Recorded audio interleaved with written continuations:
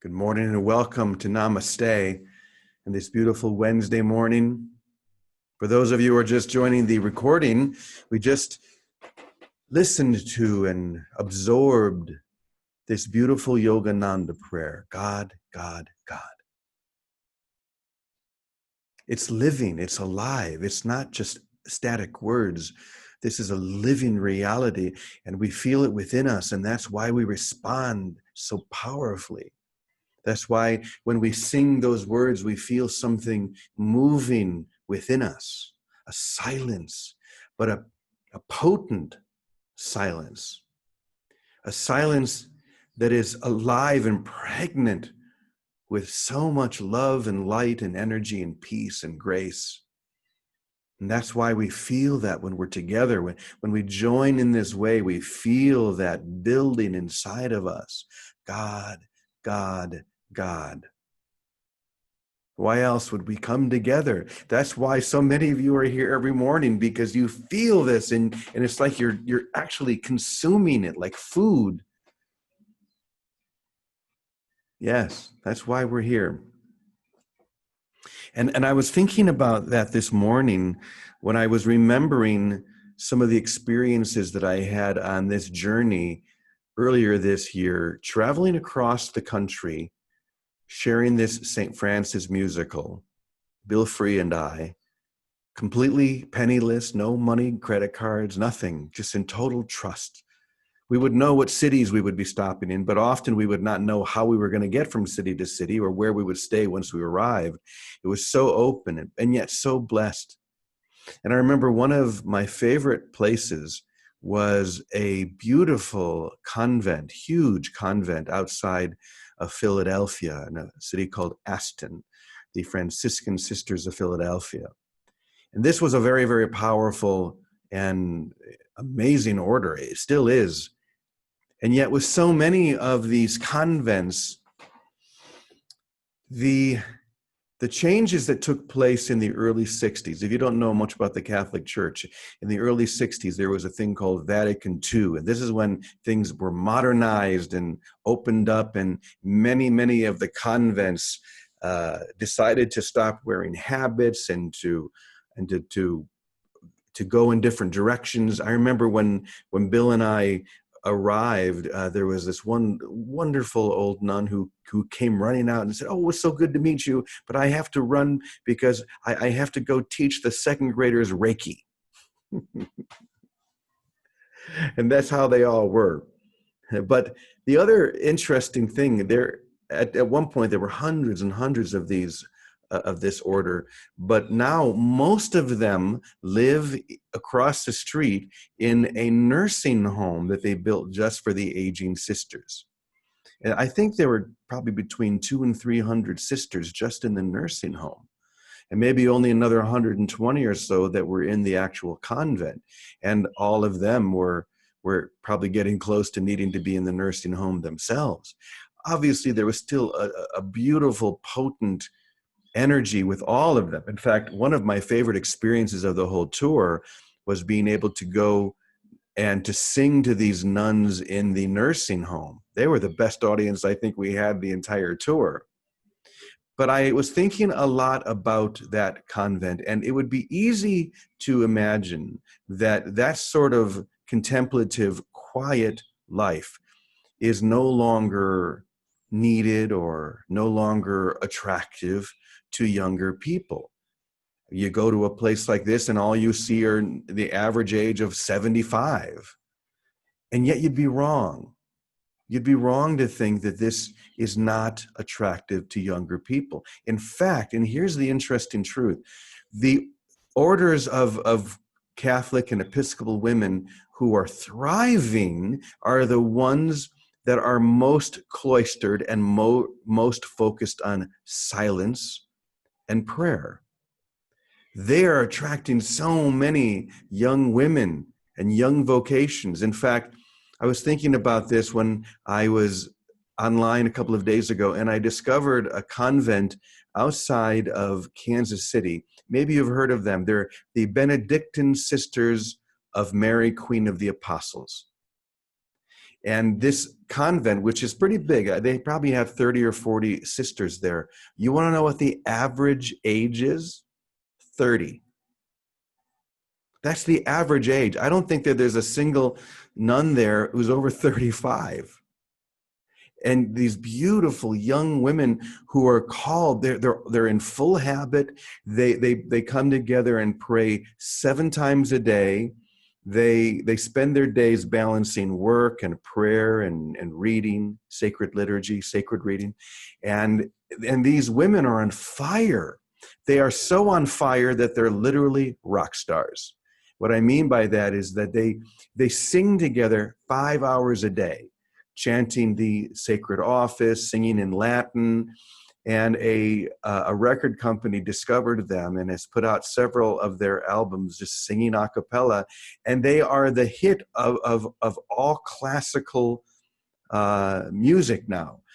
For I think 2 years in a row, they've been the #1 selling classical music in the world, in the whole world. Now, obviously, their music is beautiful, but there's something else that's emanating from this group of young women that is so attractive and so seductive. It's the fire, and the fire that they tend in silence. If you were to go and watch any of the videos on YouTube, once again, the Benedictine Sisters of Mary, Queen of the Apostles, you'll find them everywhere. And you just listen to them talk, and you listen to them share, and you look into their eyes, and it's like looking into Vicky's eyes. And those of you who know Vicky know what I mean.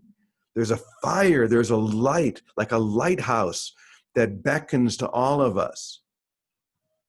And so it was just interesting to realize that, no, this contemplative life, it's not that it's no longer attractive. It's that people today, especially young people, they want the real thing. They don't want a watered down version of it.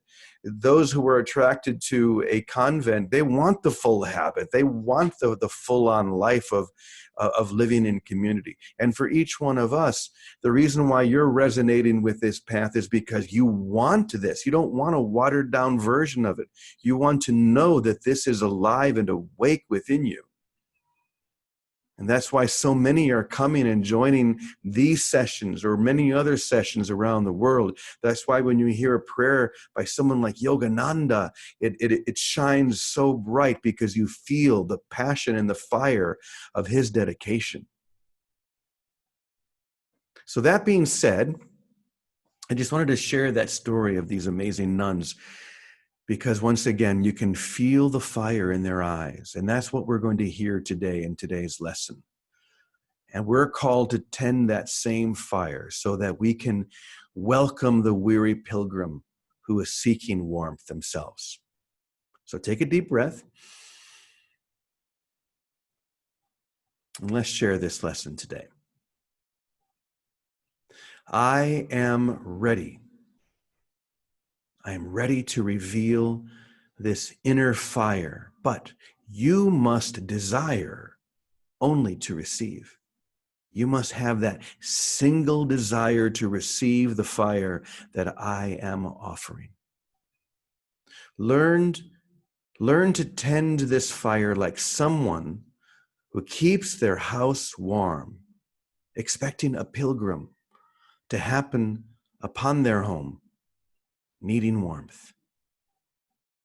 You do not know when the pilgrim will arrive, and so the door must remain shut so that the heat does not escape. You must be ready when they come upon you. If the pilgrim comes unto your house and sees only a wisp of smoke coming from the chimney, they might think that there's no one there tending the fire and pass it by. But if they see a great cloud of smoke rising toward the sky, they will say, "This is the resting place I've been looking for." Let my heat grow within you until it shines bright through your eyes. When you meet a weary pilgrim on the road, they will sense the inferno burning within you, and will follow you to your home, where they will find rest, just as you have found rest in me. They will look around as they sit at your table and see the sacred icons and holy relics you've gathered there. And they will sense the grace that you lay before them like food. And they will continue to consume this food that you offer, not human food, but divine sustenance that will nourish them and allow them to continue on their blessed journey.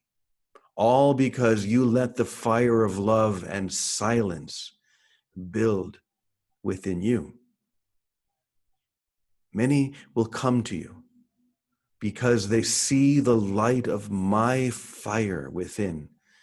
And by sharing that heat, you will remember that there is only one flame, and you are in the midst of it right now.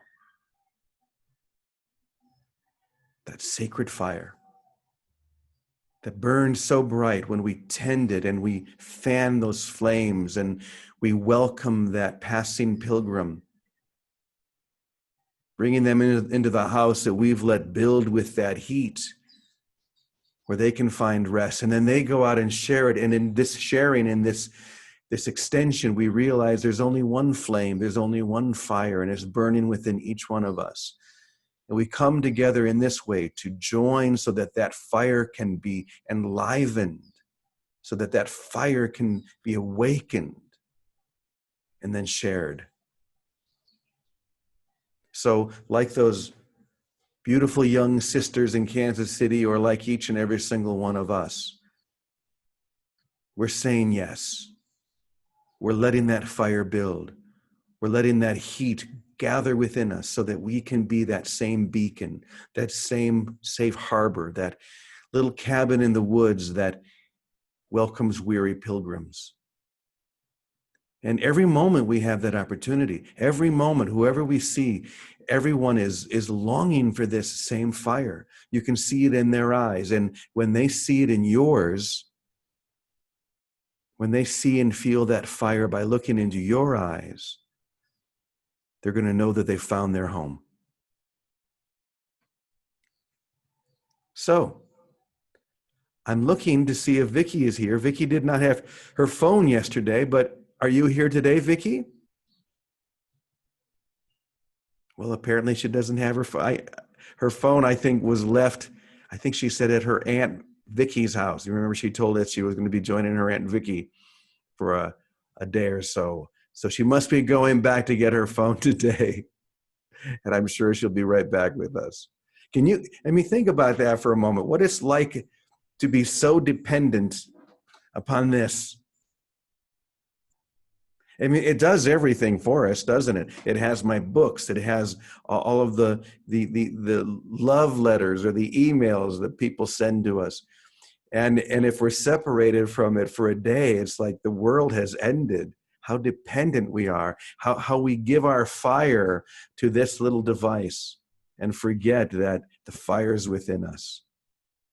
You know, I'm going to call on someone since Vicky's not here and anyone else who wants to share, but I've got Karen Palmer right in the middle of my screen here. So I'm going to I'm going to call on Karen because I know she is always one who is filled with this light and fire. Is there anything burning within you that you'd like to share today, Karen? Yeah, this is such a great lesson, and I'm so honored to be here with all of you to be able to share this enjoyment, right? That's what we are, enjoying each other, and that's what the joining is. And it's just like every time that I feel in the silence, stillness has become more important to me than food these days. I feel like what I've been seeking my whole life is this. And now that I've found it, it's like, it feels like there's so much ease in it. There was really nothing that I was ever missing. And it's just so beautiful. You know, I've been doing a lot of healing work with my dad.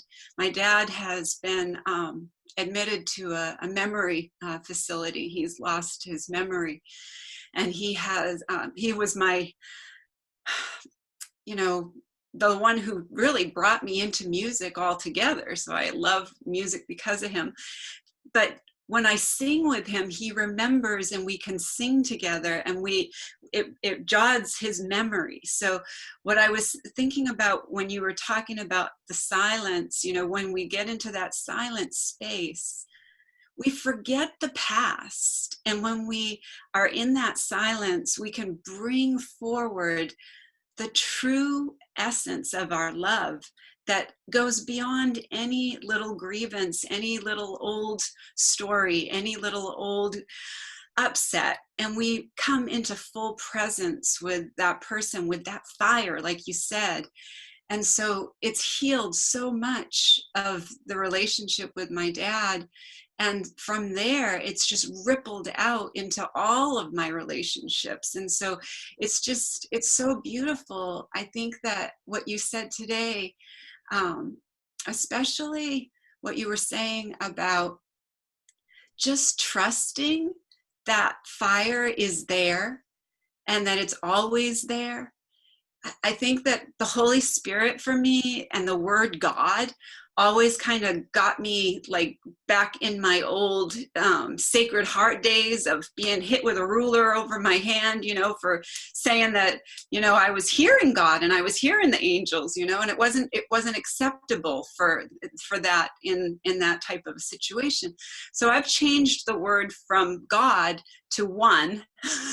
Everything is, when I hear the word God, I just call it one. And the same thing with the Holy Spirit. I just say the mighty beloveds. That's what we are, the mighty beloveds. And so I think that it's been really amazing watching everyone, you know, join here and really trust their own I am mighty beloved, to just speak from your heart and not worry about how it's being received or what if it's landing right, you know. That's a big thing for me. Was that a good resonation for you? Did that resonate with you? Was that a good confirmation? You know, because like when I would get messages, you know, through the angels, and I would get messages, the angels would say, you humans just love confirmation, but you also like to complicate everything. And so I realized that a lot of what I thought was the mighty beloveds was really ego, spiritual ego, saying, get out there and do this, and get out there and do that, and you need to do this, and you need to do that. And I listened to it like believing it was that. And so now I realize I can really hear through the stillness. I can really hear the difference. And I love you for that. Thank you so much. Thank you so much. And Karen, maybe just for you, I'll go and change the recording so it's 1, 1, 1 instead of God, God, God. Well, I do love Yogananda, and I don't have a problem. It's not that I have a problem with it. I think it's the ego. It's my ego that still has an issue with the word God. The words, yeah.